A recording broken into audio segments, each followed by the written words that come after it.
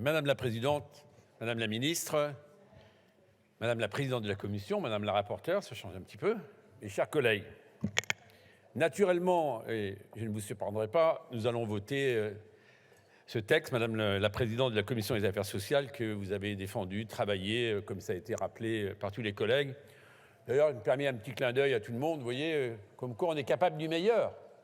Lorsque, en commission, il y a un vrai travail, Thibault Bazin en a parlé, mais tous les autres orateurs, Pierre Dharréville également, font que chacun apporte sa pierre à l'édifice. Et cela montre que sur un sujet comme celui-ci, sur lequel il fallait légiférer à un moment, parce qu'on a tous en tête les fameux scandales d'Antexia et Proxident. D'ailleurs, si je prenais une petite image, Madame la rapporteure, vous êtes un peu une lanceuse d'alerte en la matière.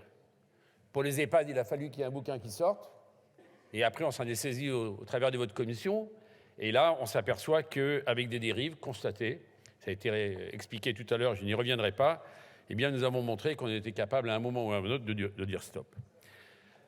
La deuxième chose, et les collègues GDR ne sont pas là, le président Chassaigne est parmi nous, mais moi je suis attaché au centre de santé.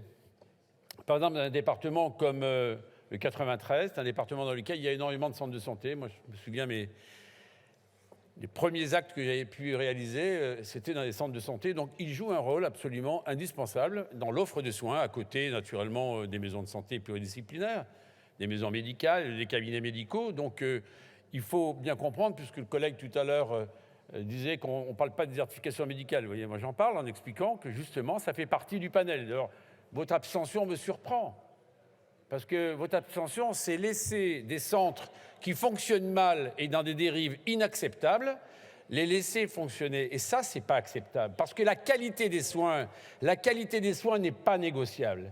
Et la qualité des soins, elle exige le courage. Et le courage, c'est de dire que lorsque ça marche pas, eh bien, on ferme la boutique. Lorsqu'il y a des charlatans, lorsqu'il y a des gens qui pratiquent des dépassements d'honoraires, lorsqu'il y en a certains qui n'observent pas les pratiques médicales de base, eh bien là-dessus, il faut être intransigeant.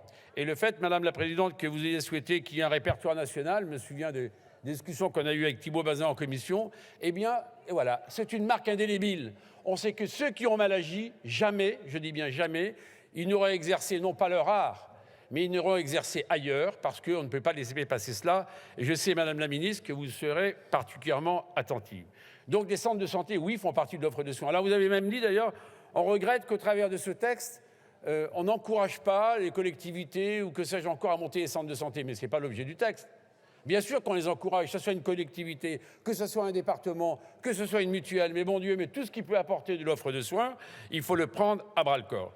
Le deuxième mot, c'est le mot qualité, traçabilité et transparence. Oui, bien sûr. Et d'ailleurs, moi, je suis assez favorable, Madame la Présidente de la Commission des Affaires sociales, rapporteure d'un jour, et pour toujours d'ailleurs, que...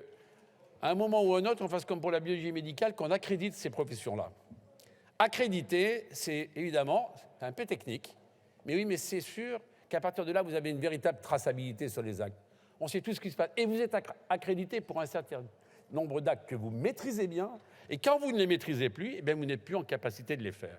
Ça, c'est bien, parce qu'on ne peut pas jouer avec la santé des gens, et me semble-t-il, c'est une voie d'exigence.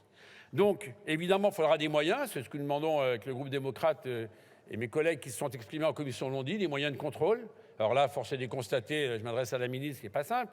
On sait que, je me souviens de la réponse, mais je crois que vous étiez sur les bancs des parlementaires à l'époque avec nous, lorsque la directrice générale de l'ARS Île-de-France vous avait expliqué qu'elle n'avait pas le moyen de contrôler les EHPAD. Oui, il faut contrôler.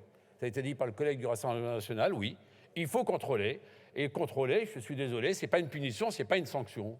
Lorsqu'on a en responsabilité la santé des gens, eh bien, il faut le faire. Donc, je voudrais terminer en vous disant naturellement que nous allons vous soutenir. Je crois que c'est un travail, une fois de plus, qui a été enrichi par les contributions des uns et des autres et que l'on apportera une belle réponse et que cette belle réponse, on pourra probablement la dupliquer pour d'autres sujets sur l'accès aux soins, chers collègues. J'imagine que sur les PADU ou sur d'autres sujets, on serait en capacité de se retrouver. Donc, nous voterons plutôt 2 fois qu'une votre proposition. Merci.